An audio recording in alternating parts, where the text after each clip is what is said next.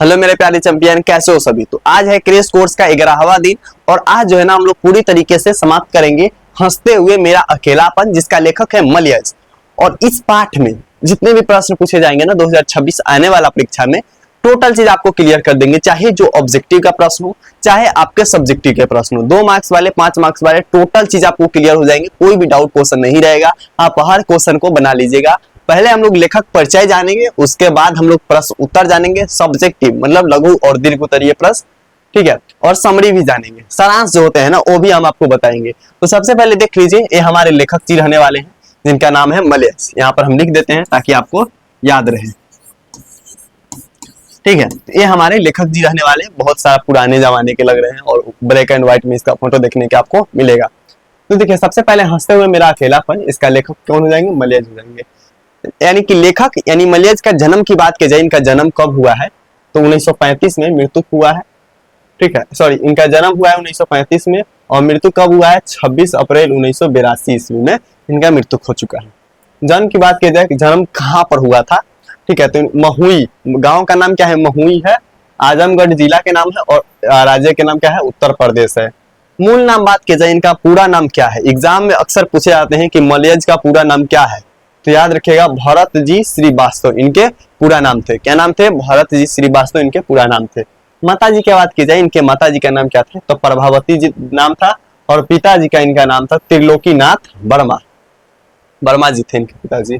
शिक्षा की बात किया जाए तो एमए हिंदी में बहुत बच्चे को कंफ्यूजन होता है, ठीक है। ए मास्टर डिग्री है, तो एमए इन्होंने अंग्रेजी से किए हुए, कहाँ से किए हुए हैं? तो इलाहाबाद विश्वविद्यालय उत्तर प्रदेश, तो इन्होंने एमए यहाँ से किए हुए हैं।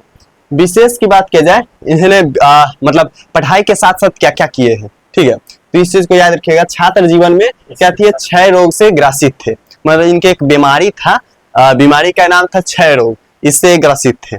ऑपरेशन में एक फेफड़ा काटकर निकालना पड़ा था, और ऑपरेशन जब हुआ था ना, जिसके वजह से एक फेफड़ा को काट करके हटाना, मतलब एक ही फेफड़ा से जिंदा थे। शेष जीवन में दुर्लभ स्वस्थ और बार बार अस्वस्थता के कारण दवाओं के सहारे जीते रहे, मतलब इनका जीवन पूरा बीमारी से घिरा हुआ था और इन्होंने जितना दिन जिया ना, दवा के सहारे ही जिया। बात किया जाए इनके रचनाएं या कृतियां कौन कौन सी है, तो कृतियां में बात की जाए, अगर कविता की बात की जाए तो कविता के है जख्म पर धूल, अपने होने का अप्रकाशित करता हुआ, ठीक है। और आलोचना की बात किया जाए तो कविता से साक्षात्कार, संवाद और एकलाप, इनके ये रचनाएं हैं। एग्जाम में पूछे जाएंगे, क्या पूछे जाएंगे भैया? तो जख्म पर फूल, सॉरी जख्म पर धूल जो है ना, किसका लेखक है? तो याद रखिएगा मलयज या भरत जी श्रीवास्तव का लेखक है। इनका पूरा नाम भरत जी श्रीवास्तव है। चलिए जी, अब हम लोग चलते हैं सारांश की तरफ। बहुत प्यारा सा सारांश है और आपको जो है ना पूरी तरीके से हम सारांश कंप्लीट करा देंगे। सारांश से बहुत सारे ऑब्जेक्टिव सब्जेक्टिव आपके एग्जाम में पूछे जाते हैं। और हंसते हुए अकेलापन जो पाठ है ना, एक डायरी है, ठीक है। क्या है? एक डायरी है। डायरी क्या होता है ना कि अपने मन को, बात को जो हम लिखते हैं ना एक कॉपी में, उसी को हम लोग डायरी बोलते हैं। अपने डेली रूटीन, क्या खाए, कहाँ गए, क्या घूमे, टोटल चीज को लिखते हैं हम लोग अपने डायरी में, ठीक है। कहते हैं कि हंसते हुए मेरा अकेलापन मलयज की लगभग 1500 पुस्तकों में फैली हुई डायरी का एक छोटा सा अंश है। मतलब इनके जो डायरी थे ना, बहुत पुराना डायरी थे। कितना? 1500, मतलब लगभग 1500 से ऊपर पृष्ठों यानी पूर्वज के डायरी है। और उसमें से जो है ना एक छोटा सा पार्ट है, ठीक है, छोटा सा अंश है। मान लीजिए कि आपके घर में क्या आते हैं, आपके घर में कोई फल आते हैं। लाइक टू बात किया जाए, आपके घर में नारियल आते हैं, ठीक है, तो नारियल के जो भाग काट काट कर सबको बांटते हैं। या मान लीजिए सेब है, तो सेब के एक सेब रहता है, उसमें से चाकू से काट कर छोटा सा आपको पार्ट मिलता है। ये थोड़ी मिलता है कि पूरा सेब ही दे दिया, है ना, एक छोटा सा पार्ट मिलता है। तो उसी तरीके से इनका जो डायरी है ना, उनका एक छोटा सा पार्ट है ये हंसते हुए मेरा अकेलापन पार्ट। मलयज की कविता और आलोचना से कम महत्वपूर्ण नहीं है, मतलब इन्होंने जो कविता, आलोचनाएं, कृतियां लिखी हैं इससे कम नहीं है। ऐसा नहीं कि हाँ ये डायरी है तो इसमें मजेदार नहीं है, बहुत मजेदार है, ठीक है। कहते हैं उनकी डायरी मतलब बहुत ज्यादा महत्वपूर्ण उनकी डायरी है। एक कवि आलोचना जो है ना, आलोचनक और आलोचना के एक प्रतिभाशाली संवेदनशीलता और आत्म जो है ना आत्मनिर्माण का सबूत है। मतलब जो एक कवि है ना, इनको कवि कहना ज्यादा इंपॉर्टेंस देता है, यहाँ पे महत्वपूर्ण देता है, क्योंकि जो है ना इन्होंने क्या किया था, प्रतिभाशाली, मतलब बहुत ज्यादा अपने पर विश्वास करके अपने आप में मजबूत होकर के जो है ना ये अपना रचनाएं वगैरह करते थे। ठीक है, कहते हैं कि कवि मलय जी अपने डायरी में लिखते हैं, कहते हैं कि कवि मलय जी अपने डायरी में लिखते हैं, मतलब ये जो भी चीज करते हैं ना वो अपने डायरी में लिखते हैं। डायरी लिखना मेरे लिए आसान नहीं क्योंकि ये साक्षी होगी और मेरे द्वारा किए गए सभी अच्छी बुरी कामों की होगी। कहते हैं कि उन्होंने अपने डायरी में लिखते हैं, कौन? मलय जी अपनी डायरी में लिखते हैं कि डायरी लिखना मेरे लिए आसान नहीं है क्योंकि जो मैं सही करता हूं वो भी डायरी में लिखता हूं, जो गलत करता हूं वो भी डायरी में लिखता हूं, मतलब सब कुछ लिखता हूं। ठीक है, कहते हैं कि उसमें अच्छी बुरी सब कुछ लिखता हूं। मलय जी रानी खेत में लिखते हैं कि मिलिट्री की छावनी के लिए पूरी सीजन ईंधन और आगे आने वाले जाड़ों के लिए पेड़ को काटा जा रहा है। कहते हैं कि जो मिलिट्री वगैरह है ना उसके छावने के लिए ऊपर, मतलब पहले जो घर होता था ना वो मिट्टी का घर होता था और ऊपर जो है ना पुआल वगैरह डाल करके बनाया जाता था ताकि पानी और सर्दी ना लगे। ठीक है, तो कहते हैं कि जो मिलिट्री वगैरह थे ना उसको छावने के लिए क्या कर रहा है, पेड़ को काटा जा रहा है ताकि पूरा ठंडी क्या हो जाए, जाड़ों के लिए गुजारा हो जाए, चलावन के लिए, है ना। कोई पेड़ों के दर्द को नहीं समझ रहा और कहते हैं कि उन जो पेड़ को जो दर्द हो रहा है ना काट रहा है तो उसको कोई नहीं समझ रहा, उनकी दर्द भरी आवाज को कोई नहीं सुन रहा। पेड़ को जो दर्द हो रहा है ना उसको कोई नहीं समझ रहा, उसकी आवाजों को कोई नहीं सुन रहा। पोस्ट ऑफिस के बिल्कुल सामने बाईं ओर 11 देवदार के वृक्ष है, ऐसे जो है ना एकादश रुद्र। कभी सोचते हैं कि ये 11 ही क्यों हुए, 12 या 10 क्यों ना हुए। कहते हैं कि एक जो है ना कहाँ पे एक वृक्ष है, किसके सामने है, तो पोस्ट ऑफिस, जो पोस्ट ऑफिस है ना जिसको डाक घर कहते हैं उसके सामने 11 वृक्ष है। ठीक है, तो कहते हैं कि कभी सोचे हैं कि ये 10 या फिर 12 क्यों नहीं हुई, 11 ही क्यों है। ठीक है, कहते हैं कि 10 क्यों ना हुए। एक खेत के मेड़ पर बैठी कौवा की कतार देखकर वे अपने बचपन को दिनों को याद करते हैं। मतलब एक जो खेत होता है ना, खेत मतलब आरी, हम लोग आरी या मेड़ बोलते हैं। ठीक है, तो मेड़ पे जो कौवा की कतार, मतलब बहुत सारी कौवा जो है ना ढेर लगाकर बैठे हुए हैं, तो उनको देख करके उन्हें क्या आता है, अपने बचपन की याद आता है। ठीक है, क्या आता है, बचपन की याद आता है। यहाँ पर है कसौनी में वे कोई चिट्ठी आने का इंतजार दोपहर तक करते हैं। कहां पर करते हैं चिट्ठी आने का इंतजार, तो कसौनी में। तो आपको याद रखना है चिट्ठी आने का इंतजार कहां पे करते हैं, कसौनी में करते हैं। चिट्ठी नहीं आने पर निराश हो जाते हैं और उनकी तबीयत खराब हो जाती है।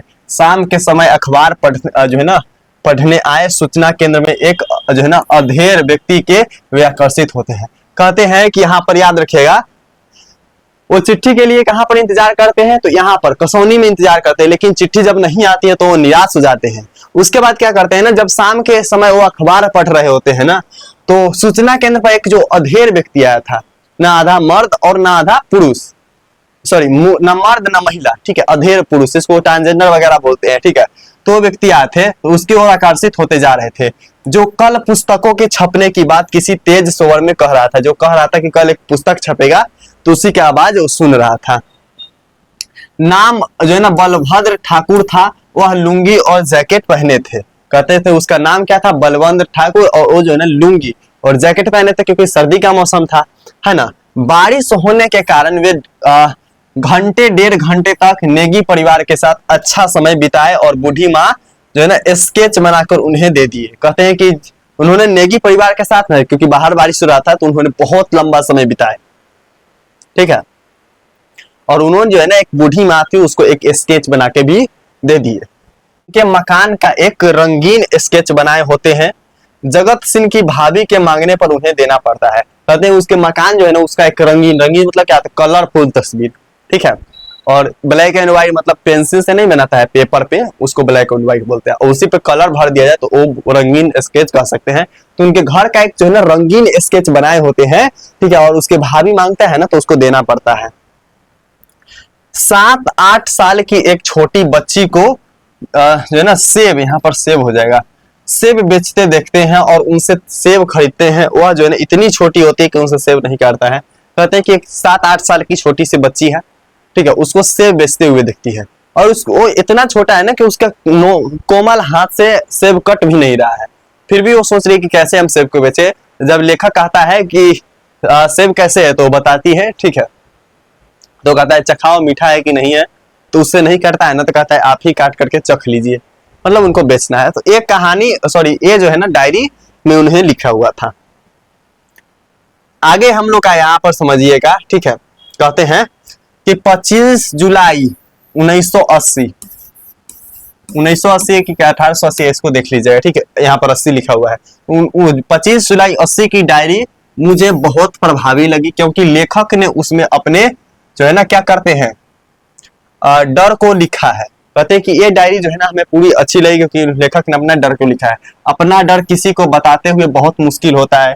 लेखक लिखते हैं कि वे घर में किसी को भी बीमार देखकर क्या होते हैं,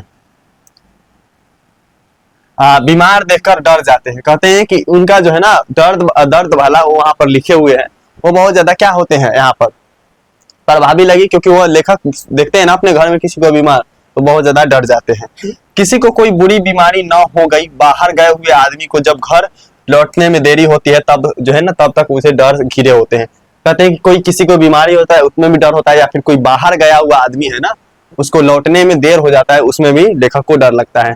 जब तक सही सलामत वह आदमी घर ना आ जाए तब तक उसे डर बसा रहता है। पार्क में खेलने गए बच्चे शाम अंधेरा गिरने के बाद एकाएक जब वह नहीं दिखाई देते हैं तब कहाँ गए वह यह सोचकर और देर तक कोई जवाब न मिलने पर वह डर जाते। कहते हैं कि जब शाम के बच्चे पार्क में खेलने जाते हैं और शाम हो जाते, जब अंधेरा हो जाता है पता नहीं लगता है, तो आप पूछते हैं कि कहाँ गए और डर जाते हैं, ठीक है। तो ये रहे हैं।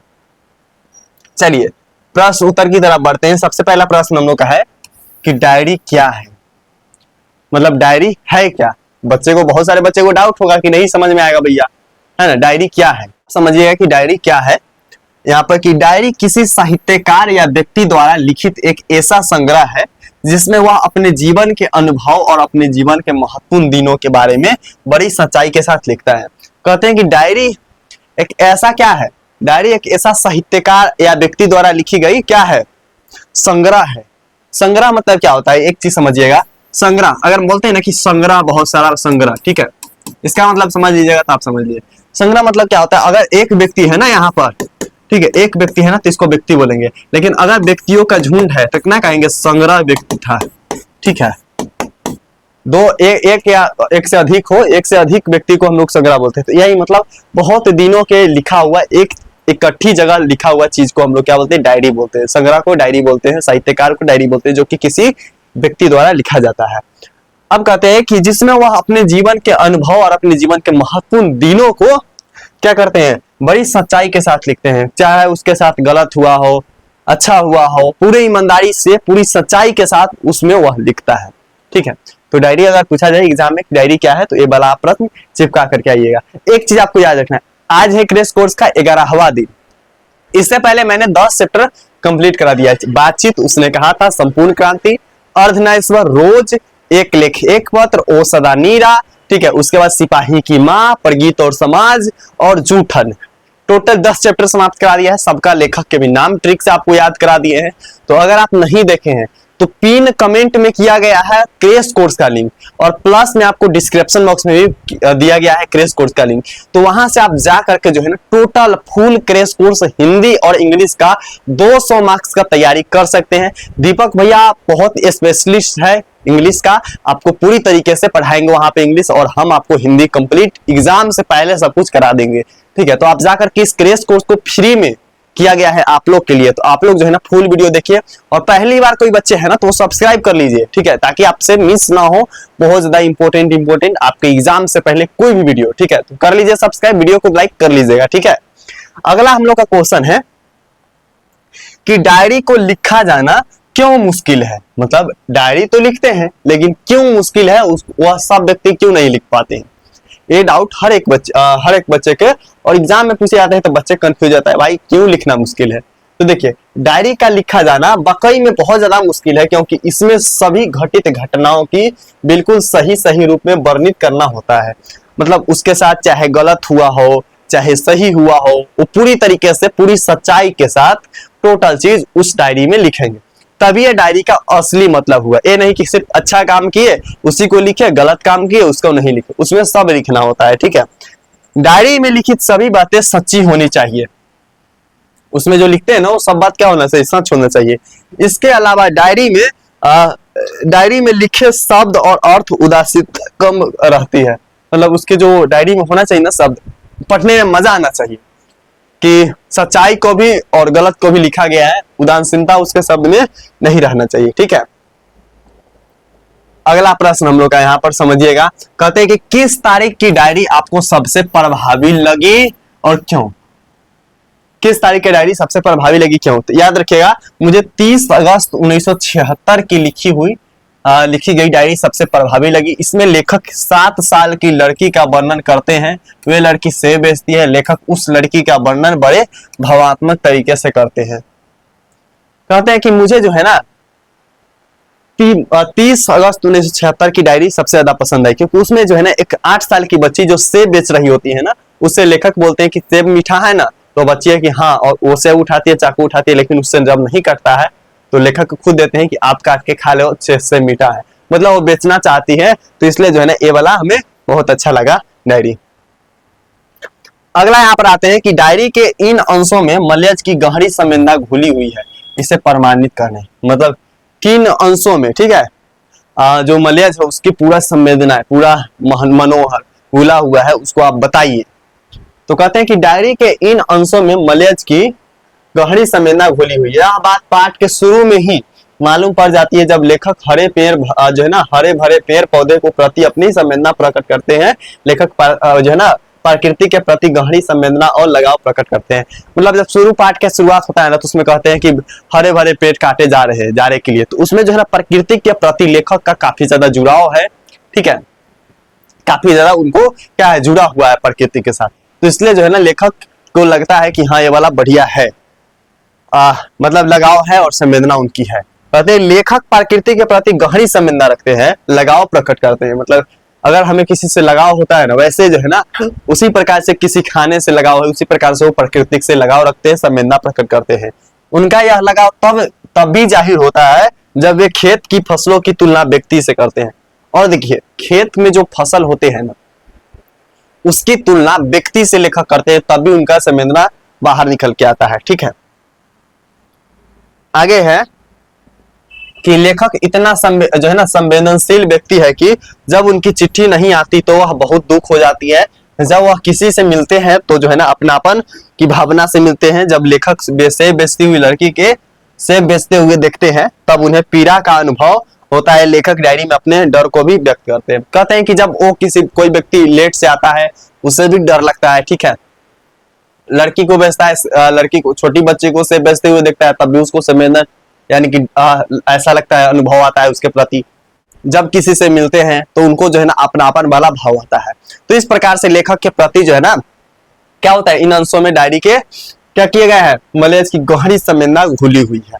तो ये आज का हम लोग का परिचय, सारांश और प्रश्न उत्तर रहा। अगला चैप्टर हम लोग का तिरिच है, जो कि एक कहानी है और मजेदार कहानी है, एकदम जो ना मस्त वाली कहानी है। तो अगला हम उसको पढ़ाएंगे। तो आप पहली बार आए हैं तो वन एजुकेशन को सब्सक्राइब कीजिए और वीडियो को लाइक करके कमेंट में जरूर बताइए वीडियो आपको कैसा लगा। कमेंट करिएगा जरूर, ठीक है, हम सबका कमेंट पढ़ेंगे। बाकी मिलते हैं अगला वीडियो में, तब तक के लिए love you and bye bye champion.